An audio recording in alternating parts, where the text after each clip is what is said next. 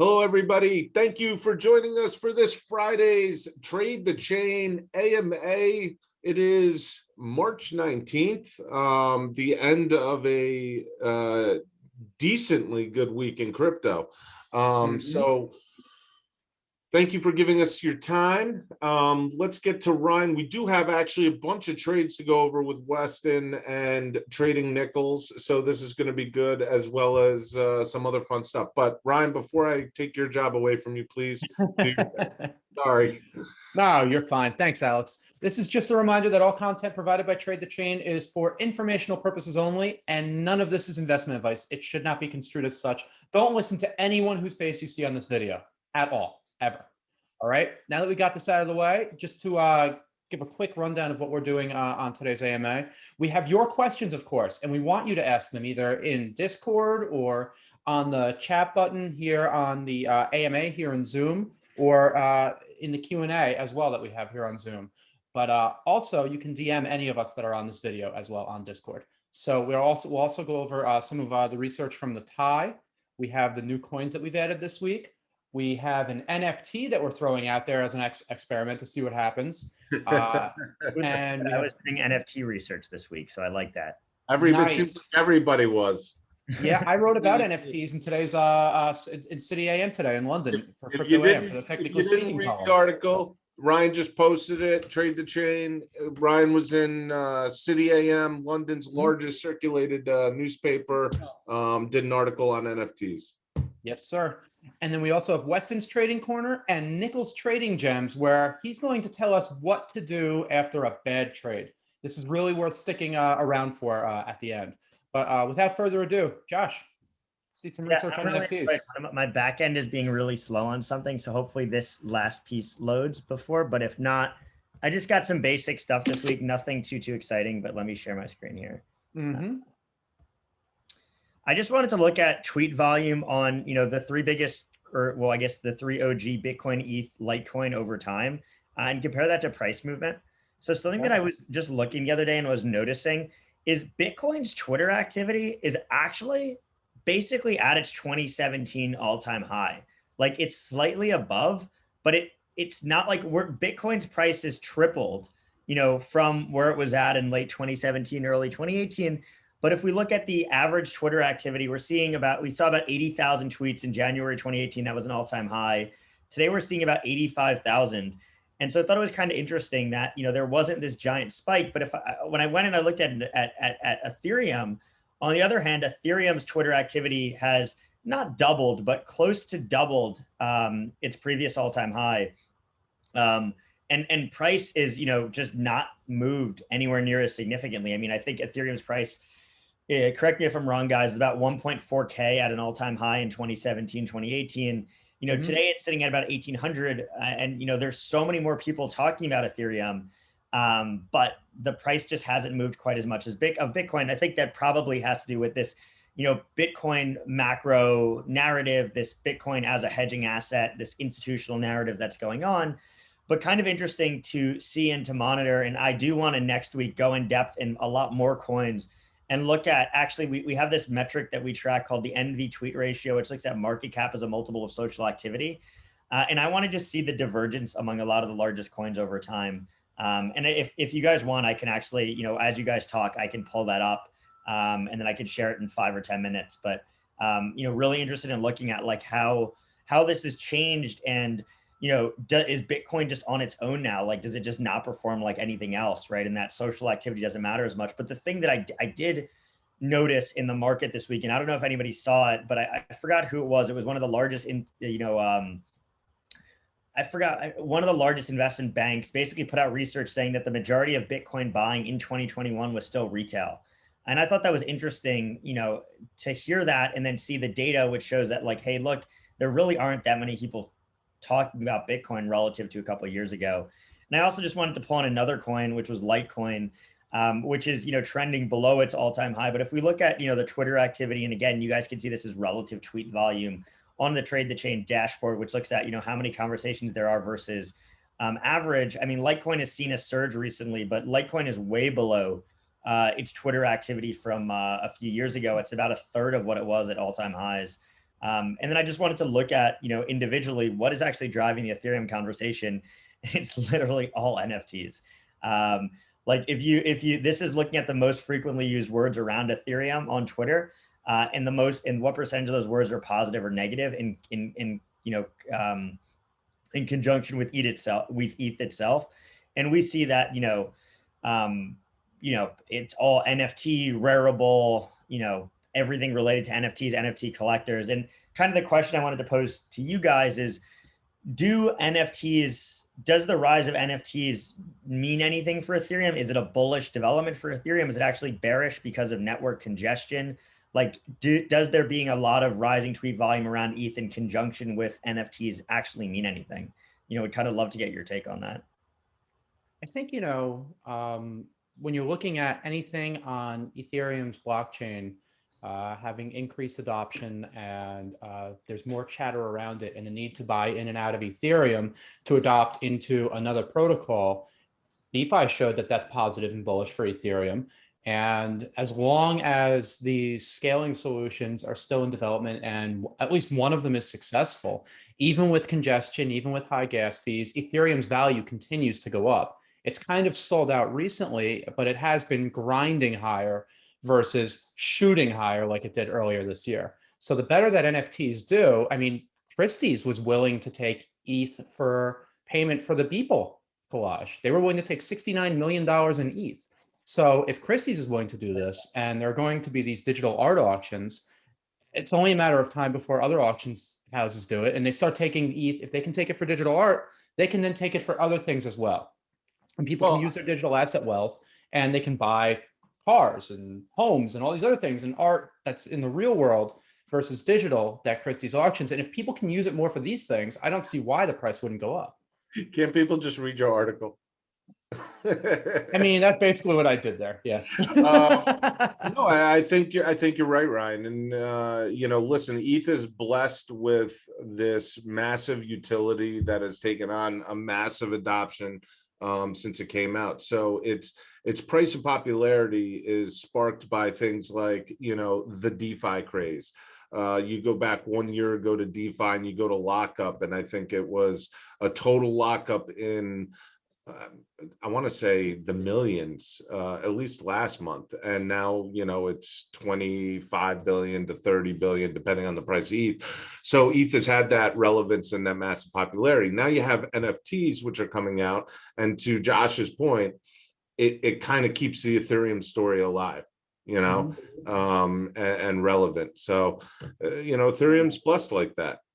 It sure is. All Bitcoin got was Bitcoin Cash. I'm trying to generate a chart which looks at mentions of DeFi versus NFTs in the media over time, but we have so much data that my database is going super slow. So I was able to pull up just NFTs.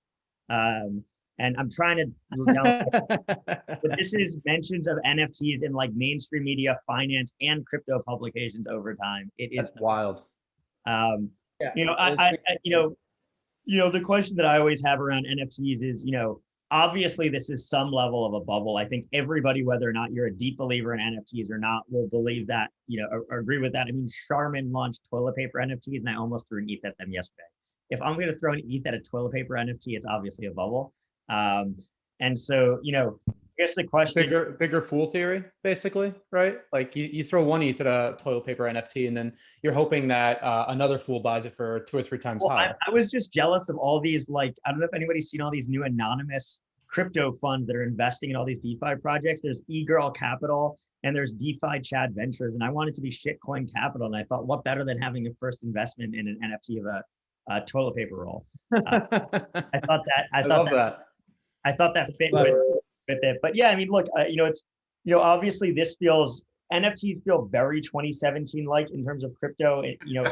Everything is going up. It doesn't really matter what it is. Like Wax, nobody uses Wax for NFTs, but Wax's token went up like 10x the other day. Chili's is skyrocketed, as I'm sure a lot of you guys. Alex, sorry to cut you off, Josh. Alex, do you know Sammy, the Korean crypto guy in New York, who's always at every crypto meetup and he's always working with this project or that project? Everyone knows Sammy. A few years ago, this guy told me he'd send me a few thousand Wax and started laughing. He's like, because no one uses it, I don't care. Here's some Wax. And he sent me like a few thousand Wax and it went up like a penny and I sold it just because I got a profit out of it. And if I held on to it until now, I'd have lots of wax money, I guess. I have a shiny green Lambo. Two questions came across. One is for Josh. The other one from Patricio. You know, Patricio always asks the most serious questions. That's why I love them, because they're the most important. And this one is, will the TTC team help us organize a TTC meetup? There is not a more important question to come across this AMA than that, Patricio, and I thank you for asking that. We are having our first informal one next weekend, actually, in Puerto Rico. And Ryan, myself, as well as Rob from Digital Asset News, and a few TTC members will be, Weston's not going, will be in attendance. So we're testing out meeting people for the first time. As far as Vegas, yeah, everybody. That wouldn't be a bad idea. I'd like to. I mean, all options are on the table. We got a lot of European members. I live in London as well, so Ryan, we should be hitting up Portugal, which you love. Spain. I love Portugal, my favorite place in the world. We'll be in London in the fall anyway, Alex. Because we have a Digital Asset Summit. Yes, we will be in London. Oh my God, the NFT versus DeFi mentions thing is loaded. You guys have to see this. Sure. Wait, hold on, Josh. Can you Wait, you have to see. Yeah, Josh. Before you show us the chart, never mind. Wow. Okay. That's a riot. That's so cool. We have a great question though for you, Josh, from Jeff Baker about NVT.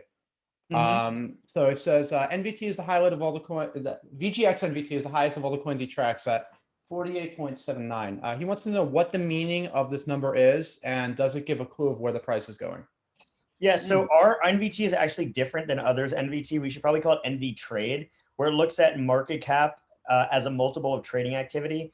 And that would mean that Voyager is trading at the highest multiple of its trading activity out of any coin. I like to just look at that as like a relative valuation metric.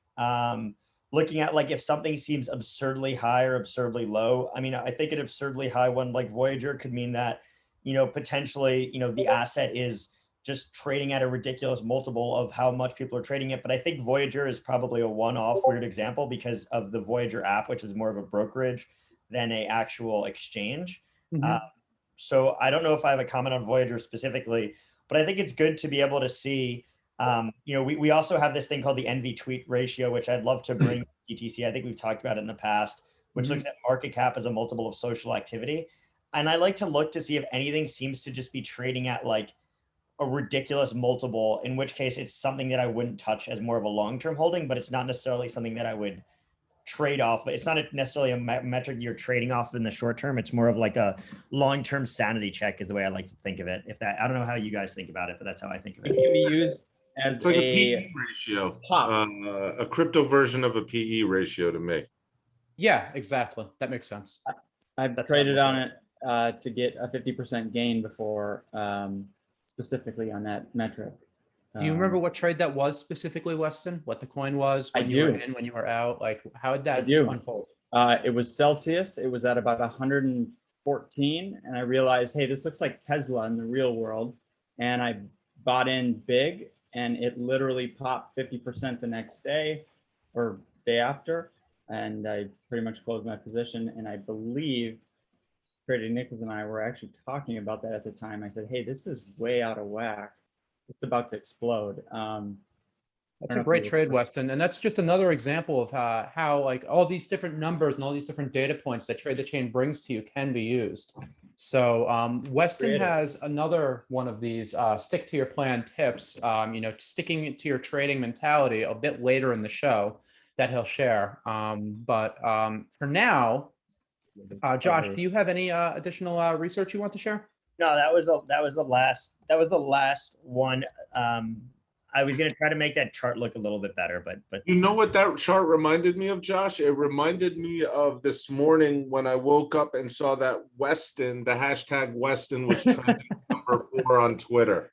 I should have done NFTs versus DeFi versus Weston on that chart. Yes. He was number 2 when he messaged me about it a day or two ago. That's wild. So do you guys ever use a VPN? So like I VPN into Switzerland all the time, and it's really interesting when you're on Twitter and it shows you what's trending in different countries. Because like I always forget that I'm in a different country, or Twitter thinks I'm in a different country, and I'll go and like the most random things are trending, like Weston. I don't know if Oh, you any- got it in the United States. That's where I was trending. Yes, So correct. yes. So some of the new coins that we've added this week, just to move on to the next segment, are as follows: the Key, Bridge Oracle, Pancake Swap, Linear, Alpha Finance Swap, Venus, Velis, Audius, Loom Network, and Beam. And we will put all of these coins, this list, into the TTC announcements channel shortly after we finish this AMA. Alex, do you want to share some platform updates regarding some channels on Discord? Yes, I did this for, let me pop up my Discord here. We did add a new channel to Discord this week, and that is called the Winner's Circle, which is located in the Crypto Success Mindset below TTC Twitter. We did this for my own ego because I've had such a great week. So we did this because for us, it's really great that we have members sign up and utilize our service, and they watch our YouTube and they talk, they give us compliments or not compliments, criticism. And that's wonderful, but we definitely love it because we don't have the chance to see when somebody has success. And also we want to hear about the not so hot successes too, but when people have successes, we want to hear about them because we want to support those folks and everything like that. Weston and Trading Nichols do theirs, show theirs to you guys every Friday. So we created the Winner Circle. If you're brave enough to, pump your chest and say, hey, I did this trade and this worked out for me, please do it. Thank you. Alex, your best trade, but I'm also in. We both entered this position at the same exact time. You put this in earlier today. What trade is that? Stormtroopers. Dun, dun, dun. Yeah, buddy. Why? Storm I'm not even looking at the ticker. What's it up to? StormX is up 400% since we entered that position 4 weeks ago after chatting with the CEO, Simon Yu, on Trade the Chain. And Yes. I haven't looked Brilliant. at it in the past half hour, but and that all came from chatting with Simon, knowing the founder. And I took a small position then about like 2-3 weeks ago, I have to look at my history, seeing the sentiment on Trade the Chain, Twitter activity picking up, seeing long-term sentiment getting increasingly bullish. I said, may as well load up. It's on the lower end of the market cap. This is a relatively cheap token. Let's see what happens. And we're now up 400%. And I want to, again, nothing we say is financial advice, folks. And I really appreciate the compliments that you serve us every time we cover a project and a coin and it works out. Not all of them do work out. I do have one position. Lost me a little bit, one position, that's it. But no, seriously, they don't all work out. And don't take what we say as your trade ideas and blame us unless they do work out. But the thing is that, I don't get paid to promote products. Nobody here does. Steve Ehrlich, you hear us talk about Voyager all the time. He's a good friend. I've known him for years. I support him because I love him and he has a solid team. All right. StormX, we got into STMX. Like Ryan said, we had the CEO on and we questioned him.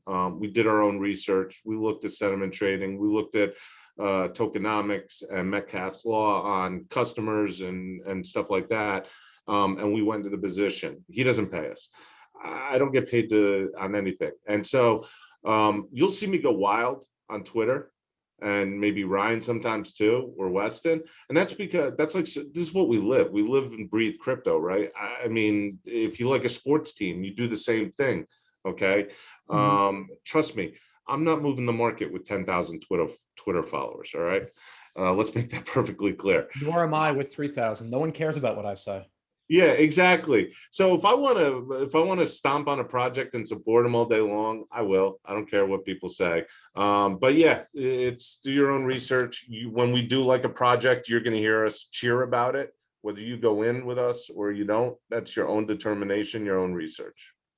And just as equally, if a project is doing poorly and we think there's room for improvement, we'll stomp it down as well. It's Ryan, equal no opportunity. problem.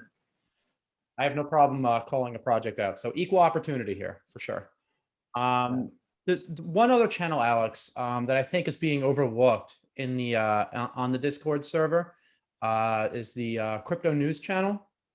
You know, a lot of people have been asking if we had like an RSS feed for news, or if we could get a ticker added to Trade the Chain on the website. Can you tell people a little bit more about the crypto news channel, what purpose it serves and why it's there? Yeah, absolutely. So there are a number of different sources you can get news from, and that's fine. Our news channel is curated by filtration for important news. You know, with Josh's team and back end stuff like that.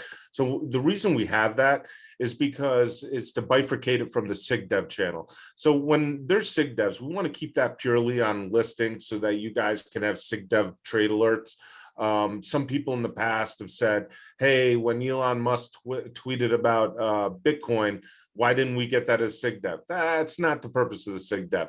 But you're correct in saying that when Elon Musk tweets about Bitcoin, it should be something that is readily available because it can move the market. And so that's where the news channel comes. It's important news that may move the market because of the relevance of that news. So that's why we have it there in those alerts, and we actually moved the channel up to be right below the SigDev developments. Absolutely. Yes, I'm going to address this other one. Petruccio, I thought he wasn't going to cause problems today, but he is. It's okay. Petruccio, I was all over this when this happened yesterday. Josh and I were going through we're going through this. When this came up on the Coinbase, on the non-pro Coinbase listing alerts, let me tell you what happened. So when we scrape data for listing alerts, we have certain terminology that goes into them, and that's how we pick it up. Well, what happened here with Coinbase is they actually announced their listing in a different terminology. And I'll let Josh go into this real quick because I know he's probably going to rip my head off for not explaining it right. But because they switched up how they announced their listing, we actually missed that listing alert you're speaking of. Yeah, so basically the way that it works is we actually have to build. So we used to use AI, but we found out that human built modeling is the best way to pick up alerts. And so the thing is, it would be really easy if every exchange was like Kraken is listing insert coin name, Coinbase is listing insert coin name. The problem is we've identified 175 different ways in multiple different languages that people have announced listings. So for example, trading is coming to, trading is now available on, trading available soon, new margin pair, ads trading for, launch options on, launch of, it doesn't even say anything. And then it says GMT time, whatever now available, whatever available soon, trading will begin on, now live on Voyager. Voyager is literally saying how to buy coin name. That's how they announce a listing. And so we have, I can show you what this model looks like. It's insane. And so Coinbase normally writes now available on Coinbase. Yesterday they wrote now available on Coinbase.com, which was a URL. And so we fixed it going forward, but just sometimes an exchange is just going to use a different combination of words and drive me, freaking crazy. So, we've literally gone through every single major exchange, every single listing ever, and looked at every combination of words that they've used. This one was different. We've added it. So hopefully going forward, they don't have another, Twitter intern who decides to change the way that he explains the same exact event. But going forward, this one should be good, but we're constantly working on improving the models. Josh, interesting question from Petruccio. We know the answer to, but it's why don't we just put a webhook in and grab them off of there? Because that's not the point of what we try to do. We're trying to beat the market. Josh, do you want to elaborate on that a little? Yeah, I mean, look, Binance also doesn't tweet that frequently, but they may tweet 4 or 5 times a day. And the idea with a listing is you want to see that one. You don't want to see all the noise, right? You don't want, Weston is tripped over his shower trying to trade a listing. He doesn't want to trip over in his shower when Coinbase, announces, whatever, that Brian Armstrong came out again and changed the employment policy, right? That's not something that, Weston should, fall down for. And so the idea is, to show just the most significant developments, which we found are listings, staking announcements, and partnerships. And oftentimes we're actually finding those before the tweets. I think you guys have seen with BitHum, with Kraken, with OKEX, even with Binance and Coinbase times in the past, we're actually able to deliver that alert to you. We've gone, I think, as much as four hours before a tweet on certain listing events. And so our goal, Twitter is kind of the backup, but our goal is if possible, to deliver the alert to you before it even hits Twitter, but just on the most significant events, because we don't want Weston cracking his head on his floor, just for anything. Exactly. Thank you. Appreciate this. It's all about taking care of Weston at the end of the day. I want to say thank you on that, Josh. I have noticed when you are early and the market hasn't moved, and that's power. That is really powerful. Yeah, I'm actually gonna, folks. One of the things we on average we try to beat the market on important listings by like 4 to 8 minutes. To get a little lead time. We actually have a record of 24 minutes on GRT, which was a huge pop that we entered. Weston entered our prop trader and made a ton of money on. Oh, is that? That was You were early on that? 24 minutes earlier before GRT, before KuCoin announced that listing. It was a awesome. 200% gain, right? That Yeah, was we actually, it was 34% alpha between when we put it out to members and when it went public. 34% of alpha. And then also just quickly on SigDev alerts today, Ryan announced that we listed Audius. Audius, which is ticker audio, is our super SigDev alert of all time from a performance standpoint. I don't know if you folks remember this, but way back when, in the end of October, after Trade the Chain first launched, we did a SigDev for Audius, and it went up 1,200%. And that was the biggest pop on a SigDev we've gotten date. That was tremendous. That was massive. Yeah. We got a question from Moni asking about the TTC coin. What's that? All right. One other thing around SigDev alerts, we've been rebuilding, and Alex and Ryan know this, we've been rebuilding our entire scraper from scratch over the last 6 months. And we have significant time improvements on a lot of things. We don't have full support for every single publication, every exchange, every this, every that the current system has. So we haven't switched it over yet. But I would say within the next 4 or 5 weeks, maybe sooner, we should be switching to our entire new version of SigDev alerts, which will be noticeably faster for certain sources. And so we're excited to push that live. Yeah, we're looking forward to that update. One of the recent updates that you guys pushed out, which I think is important, just worth rehashing, is the updating the model to going from updating every 5 minutes for all of the pricing data and sentiment data to 1 minute, which is super valuable and super important to keep make note of.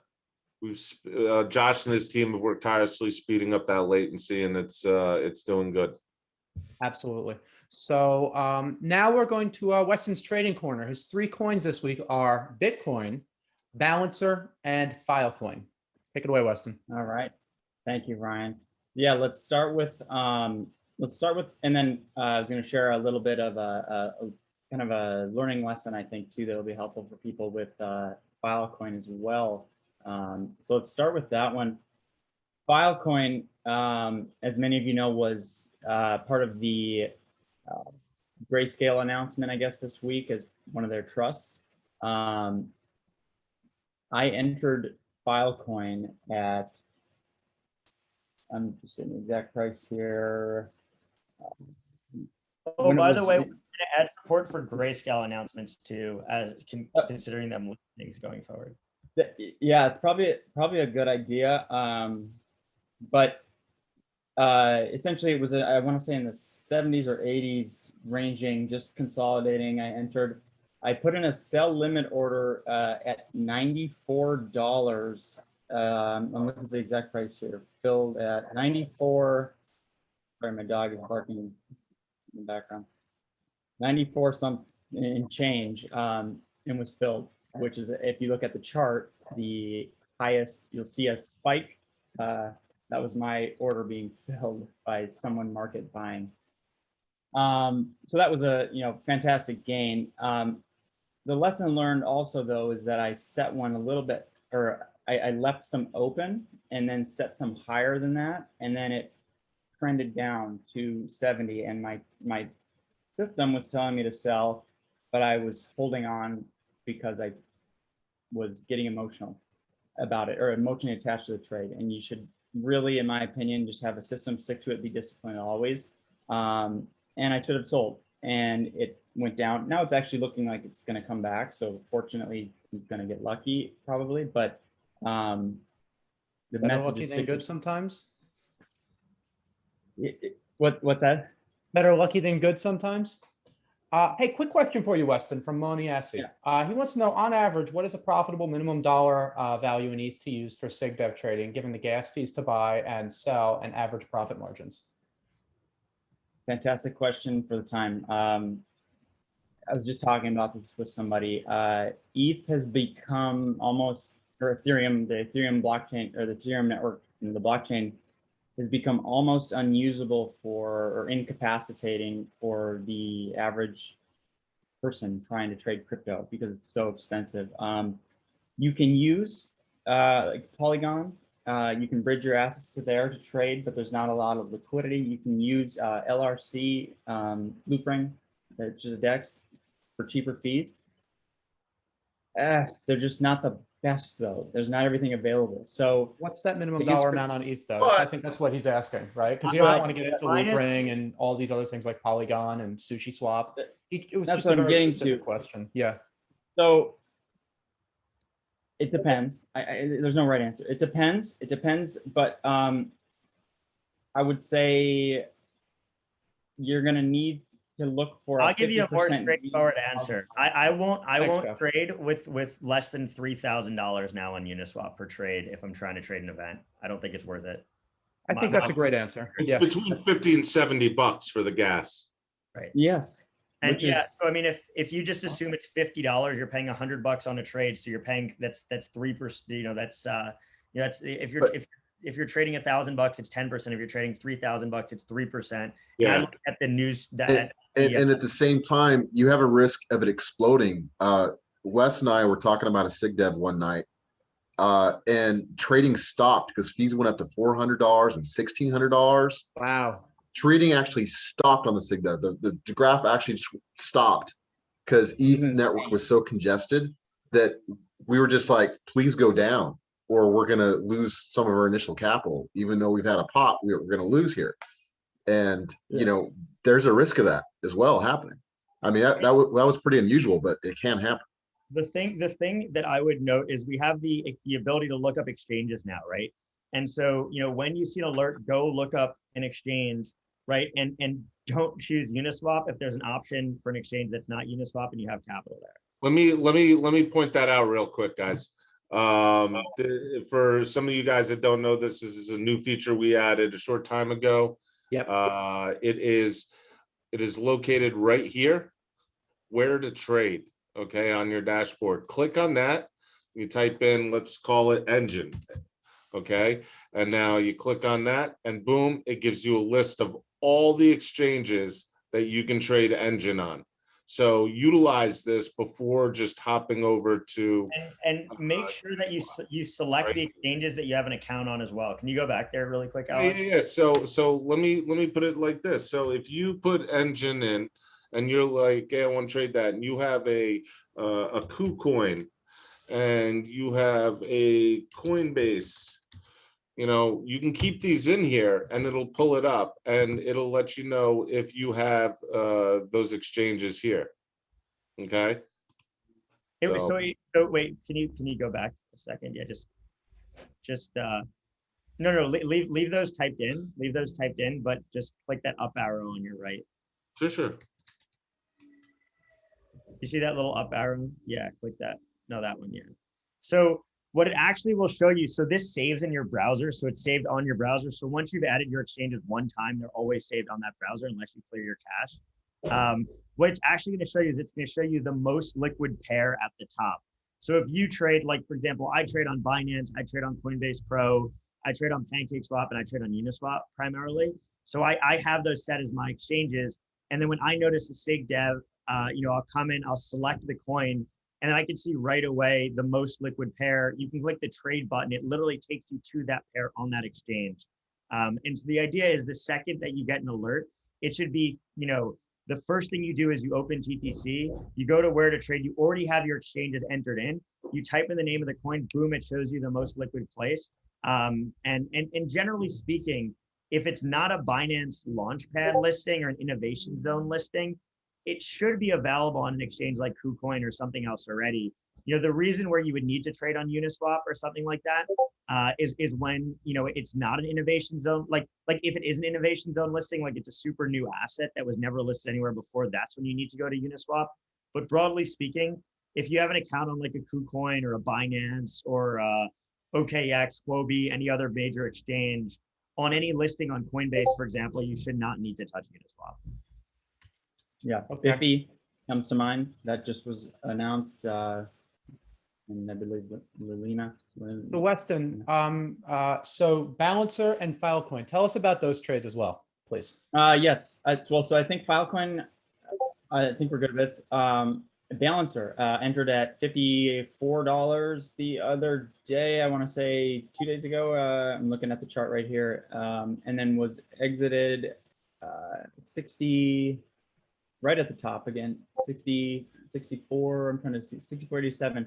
So solid gains, and I'm doing this strictly from a sentiment and technical analysis standpoint, which is repeatable and consistency. That's what I'm trying to build and show, and it's just working over and over and over again. And you can do it. Just keep applying the methodology and improving your results.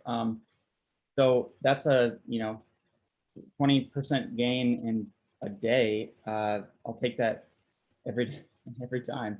And then last, Bitcoin. So this one's kind of unique because I traded in and out of it. I think I said about 10, 15 times yesterday, but made money, which was nice. But just following the sentiment and the charts, you're able to say, okay, get out now, buy now, and every time make money. And so once you learn to do that and you have that repeatable process that's consistent, it's a very fun thing to do and lucrative. Absolutely. Well. It's always fun to trade and make money. Absolutely. I think we'd all agree with that. Yeah. And speaking of trading and making money, Nichols, your trading gem. This might be my favorite trade of the week. I mean, StormX is my wallet's favorite trade of the week, but I think the thought process behind this trade is my favorite trade of the week. Yeah, because I wouldn't have done it probably without you. I've done SIG devs for a long time. I've shorted anything that I like to short for a long time. But you put in my head when you thought I was putting into your head that you could short a SIG dev drop. And I actually was watching ADA do terrible. And I was like, okay, it looks like it might be petering out and going down. And I looked at my account and I didn't even remember shorting it. I just knew to do it and I did it. And I only gained a few percent down, but because I exited some ADA that it's been in for a while, I was also 56% up. So that's an extra few percent I got because it just looks so bad. And I was like, this is not normal when it lists on Coinbase, but trade what's in front of you. Don't trade what's not in front of you. Exactly. You only trade the market you have. You got not the one you want. Keep in mind the market cap size of Cardano as well, right? So when any of these individual SIG devs, the thing to keep in mind on a Coinbase listing and the thing to keep in mind, for example, with the Grayscale news, the reason that LivePeer did the best is it's the smallest market cap and the most illiquid asset. So the smaller the market cap, the less the trading volume, the more it's going to move on a listing or any other. Absolutely. And just Nichols, back to finding a way to get a few extra percentage at the end after you were up, what you said, 50% or something, or 56%? 56, yeah. All the good champions tack on extra points at the end to nail their opponent down, right? And that's what you did. You're like Right. those Yankees teams of the 90s, tacking on those 2 or 3 runs at the end of a game to make sure you get that ring. That's what you That was did. the You got that ring. 3%'s the field goal when you didn't have time to run down the field Exactly. again. Exactly. Yep. Those runs in the bottom of the 8th inning in game 7. That's what you did right there. Well done, my friend.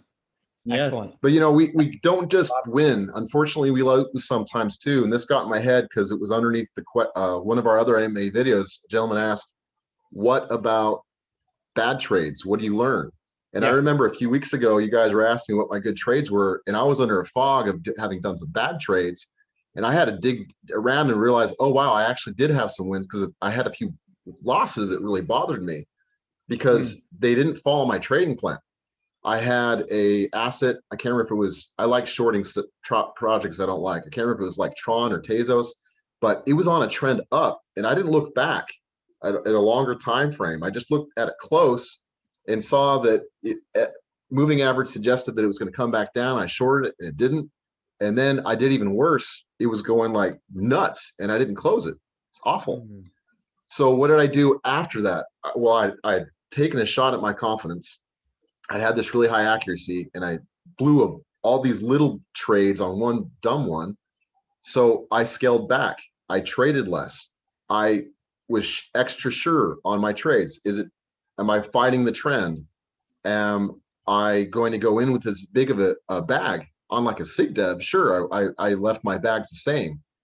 But on trades that I was picking, I was like, okay, I'm going to trade less until my confidence up. And when that time was over, I looked at my accounts and looked at my portfolios and how much up I was. And, you know, accuracy is important. It's not just what you can make, it's what you can keep. Absolutely agreed. You know, it's not always about capturing all of the upside. It's about keeping the upside that you capture more than anything else, right? That's what responsible. Remember, realized gains are gains. So Exactly. Which is why when people criticized me for going all risk off to cash, I kept all of the gains I had when I saw something that I was uncertain about in the market, right? If you don't know what's going on and you're unsure and you don't want to lose sleep, just throw everything into cash or USDC and let it sit there overnight, sleep on it, wake up refreshed and see how you look at the market, right? Professional money managers do this all the time. And there's nothing wrong with sitting a cycle out, you know? The and don't trade while drinking. So with that PSA note, one of the things we have to run to do our TTC episode for today. But I forget if I brought this up earlier. If I did, who's what? Why is Weston's picture there? This was the last thing. We never finished this. I was going to share this. This was the Bitcoin that I posted on November 29th. And see that wick right there at 18,000? Yeah. Using TTC, using sentiment, using fundamental. So where are we today? What did I say? November 29th, 2020, remember, is a tipping point, blah, blah, blah. 21 should shape out quite nicely. So we're 3x that. It just goes to show you, like, if you really pay attention to what's going on, you're in the right community, you're going to benefit most likely. You should benefit. You should benefit. You won't always benefit. We can't guarantee benefits, but you should benefit, right? Yes. Absolutely. Right. I think that's everything for today, right, Alex? Sounds good to me. All right. Yep. Thanks, everyone. We'll see you on the other side. Bye, guys. Bye. It's safe. Cheers.